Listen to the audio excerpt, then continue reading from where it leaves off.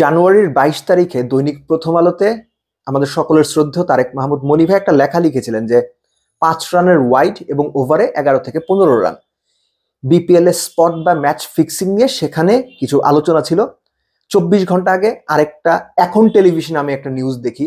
দুটো নিউজ আমি জাস্ট এক করার চেষ্টা করছি, আপনারা একটু মিলিয়ে নেবেন প্লিজ। আমি বিপিএল এ যা যা হচ্ছে বা যা যা হচ্ছে বলে সন্দেহ করা হচ্ছে, অভিযোগ আছে, সেগুলো নিয়ে আমি কি জানি, আমি সেই আলোচনাতে যাচ্ছি না।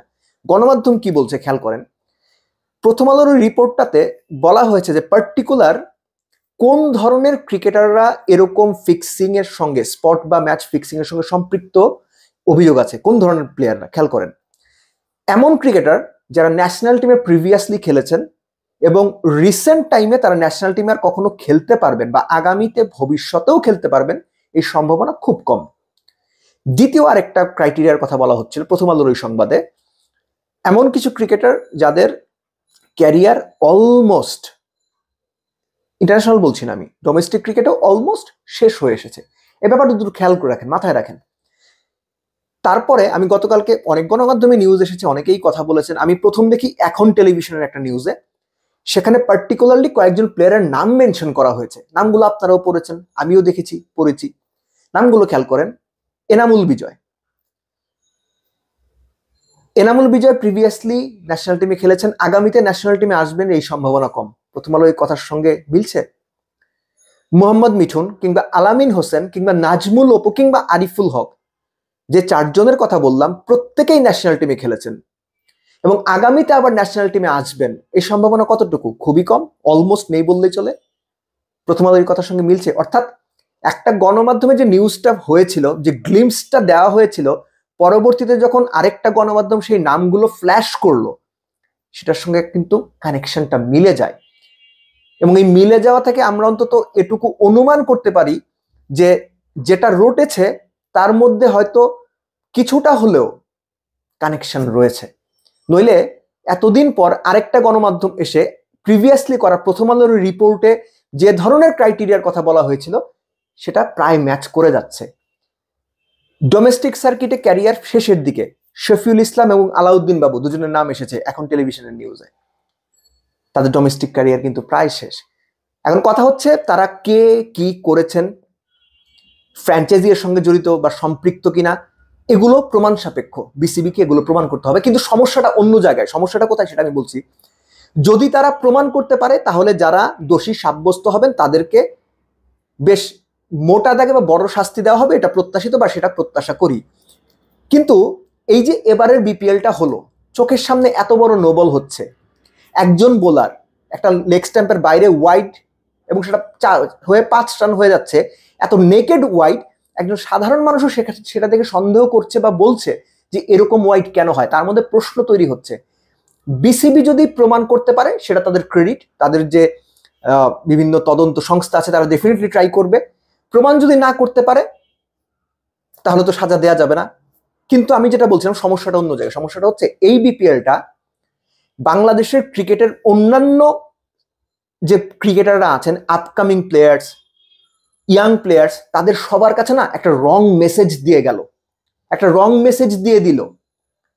এবং দোষী সাব্যস্ত করে যদি শাস্তির আওতায় এক বা একাধিক বা আরো অনেক ব্যক্তিকে না আনা হয়, তখন এটা অনেকের কাছে এটা মেসেজ থাকবে যে ভাই এগুলা করলে কিছু হয় না।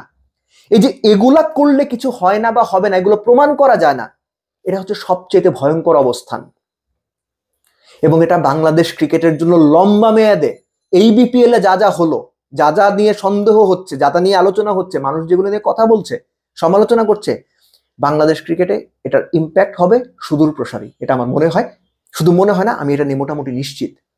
কেননা বাংলাদেশ ক্রিকেটকে মোটামুটি 13 বছর খুব কাছ থেকে দেখেছি। তো এখানে এখানে না, শুধু আপনি যে কোনো সেক্টরে যদি দেখেন যে এরকম কাজ যারা করেন, এটা শুধু বাংলাদেশ না, বিপিএল না, অন্যান্য ফ্র্যাঞ্চাইজি টুর্নামেন্ট বা যে কোনো জায়গায় তারা যদি এ সমস্ত কাজ করে দিনের পর দিন পার পেয়ে যান, তখন প্রিভিয়াসলি যে কাজগুলো হয়েছে এগুলো রেফারেন্স হিসেবে থেকে যায়। পরবর্তীতে যারা এই কাজগুলো করবেন তারা কিন্তু তখন শিওর থাকেন যে না, অসুবিধা নেই।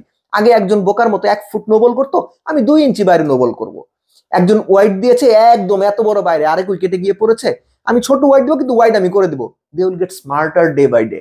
ফিক্সিং স্পট অর ম্যাচ আরো স্মার্ট ওয়েতে করা হবে, তখন আপনি কি করবেন?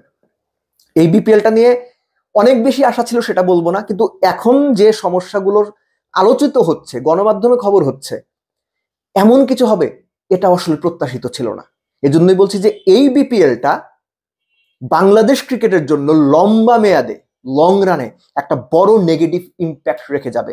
এবং বিসিবির কাছে, মানে এটা একজন দর্শক বা একজন সাধারণ ভক্ত হিসেবেও আমার চাওয়া থাকবে যে যদি আপনাদের পক্ষে সুযোগ হয়, সর্বোচ্চ গুরুত্ব দিয়ে তদন্ত করে যদি দোষীদের বিপক্ষে আপনারা প্রমাণ সংগ্রহ করতে পারেন, তাদেরকে এমন শাস্তি দেওয়া উচিত যেটা অন্যদের মধ্যে ওই ভয়টা জাগিয়ে তুলবে যে না, এগুলো করে পার পাওয়া যাবে না, এগুলো করলে আমার এইরকম শাস্তি হবে, আমি 10 বছরের জন্য ব্যান হইতে পারি, আমি আজীবনের জন্য ব্যান হইতে পারি। এই ভয়টা যদি না পায় কেউ, সামনে যদি ওই ভয়ের রেফারেন্সটা না থাকে, ভয়ের রেফারেন্স কথাটা হয়তো শুনতে ভালো লাগবে না, কিন্তু এই সমস্ত ক্ষেত্রে ওই শাস্তি দিয়ে বা অপরাধ প্রমাণ করে শাস্তি দিয়ে যে রেফারেন্সটা তৈরি করার কথা, এটা অন্যদের জন্য উদাহরণ হয়ে থাকবে, যেন তারা এই সমস্ত কাজ করতে গেলে 10 বার ভাবে। কিন্তু আপনি যদি কাউকে অপরাধী প্রমাণ করতে না পারেন, বিসিবি যদি যাদের এগেইনস্ট অ্যালিগেশন, দেশি বিদেশি যারাই আছেন, যাদের এগেইনস্ট অ্যালিগেশন, তাদেরকে যদি অপরাধী প্রমাণ করতে না পারে, তারা যদি পার পেয়ে যান, তখন ওই যে ওই মেসেজটাই মাথায় ঘুরবে, এগুলো করে ভাই কিছু হয় না, চাইলেই করা যায়। আপনি থামাতে পারবেন? পারবেন না। সেজন্যই খুব গুরুত্ব দিয়ে তদন্ত করে যিনি বা যেই বা যারাই অপরাধী হন না কেন, তাদেরকে কঠিন শাস্তি যদি দেওয়া হয়, তাহলে হয়তো একটা রেফারেন্স তৈরি হবে অন্যদের জন্য। নইলে আগামীতে আরো ভয়াবহ কিছু আমাদের ক্রিকেটের জন্য অপেক্ষা করছে, এটা আপনি নিশ্চিত থাকতে পারেন।